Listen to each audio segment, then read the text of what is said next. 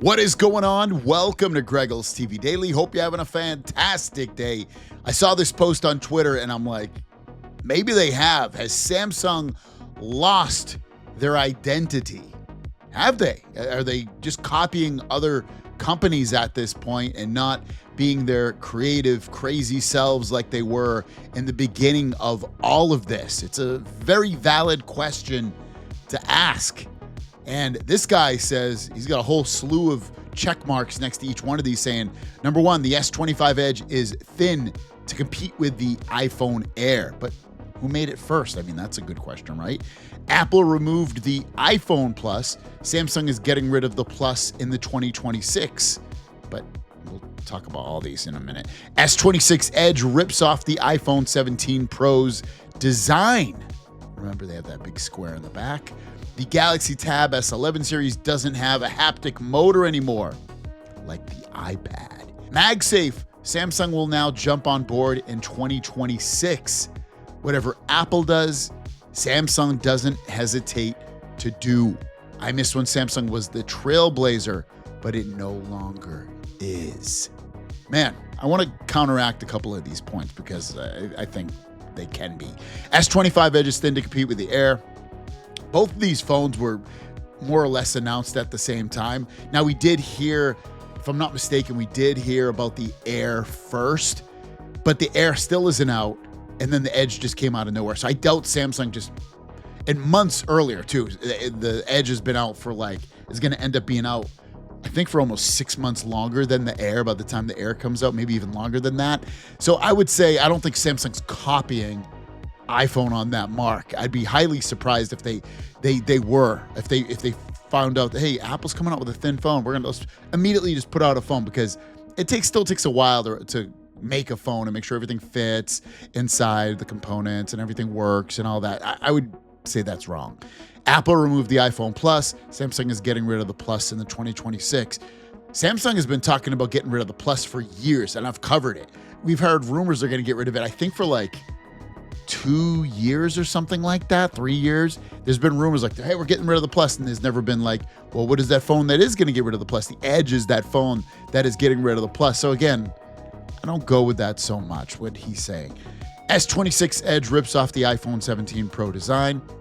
Well, maybe, but again, the Edge isn't out, but the design of it has obviously been implemented probably for a while now. It's not new within the last month. I doubt. That design's probably been out there for a while now. So again, I don't think they're ripping them off. Tab S11 series doesn't have a haptic motor anymore like the iPad. Well, let's be fair. Samsung's trying to make everything super thin and light, and a motor of any sort has weight to it and girth. I love that word. Are they copying the iPad? Maybe, maybe not. But I mean, it's kind of their mantra. They're going thinner. Is Apple going thinner with every device? No, I don't think so. MagSafe. Samsung will now jump on board in 2026. I swear, Samsung has had MagSafe before. If I'm not mistaken, it's been in the older phones. Let me just double check. Let's see. Let's see what Google says. No, Samsung phones do not okay, have maybe they MagSafe haven't. technology, which They is an didn't. Apple-specific feature. However, I could have swore they had it at one time. Maybe they didn't. But regardless, okay, maybe they're copying them. And Apple, if I remember correctly, was the first company to really publicize magnets in the back and things that they could do with it, from wireless charging to grips and wallets and everything else that you can do with it. Now, does Samsung copy Apple?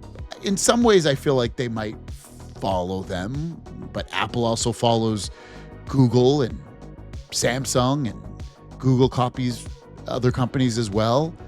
And I think the bigger question is Samsung the Trailblazer that they once were? Yes and no. I mean, you look at how things go now, and it's there's not a lot of change in the way that devices look from anybody. Everybody's devices pretty much look the same. It's from the back of the cameras look a lot of the same. The front looks the same with the pinhole punch. There's a lot of commonality in everyone's devices. So in one aspect, yes, I don't think Samsung is a trailblazer in coming out with all these different designs and trying all these new different features and things like that. But sometimes they are. You look at the folding phone, which came out 7 years ago. They are working on a tri-folding phone. They've had designs for those, like mock-ups at CESs and other trade shows, and they've shown those off for years. They haven't released the phone, but they've had designs like that for years. I've been talking about it for probably 5 years or more at this point. Again, they're not the first company to release a tri-folding phone, but they've been working on that stuff. And we always get new leaks and features that they're working on that maybe they don't come out with yet. So yeah, again, I can kind of agree with it, and then I kind of can't agree with it at the same time. They're definitely, obviously, the number one and two biggest manufacturers in the world at almost all times. Them and Apple, them and some Chinese company, them and whoever. So, I mean, there's always going to be commonality. It costs less to be common when you are copying other parts of a device with another company. There's less costs in the fact that you don't have to always be first to market something, but you can work on it and make it better and cheaper. So obviously money is probably one of the biggest things, but also you want people to buy your product. As you see, something like the Apple Vision Pro, which if you haven't used it, is an absolutely amazing product. It's heavy, it's a little uncomfortable sometimes, but it's an amazing product. It looks amazing. It's really fast. It's easy to use, but people aren't buying it. Why? It's expensive. It's probably not comfortable for a lot of people. So being first doesn't always mean that you're going to knock it out of the park. Apple's probably one of the first companies to show you that. There was a lot of smartphones out before iPhone, but then when the iPhone came out, they nearly perfected it with not the first one, but the second one, the iPhone 3G, was basically perfection on a smartphone. And you can't hate on a company for always being perfect or nearly perfect or making the right decision. Not to say Apple's perfect or Samsung's perfect, but sometimes waiting is the better decision. So kind of my thoughts. I think it's kind of lies somewhere in the middle is the truth rather than being on the left or the right. But what are your thoughts on this? Thanks for watching. Have a great day. We'll see you down the road. Peace.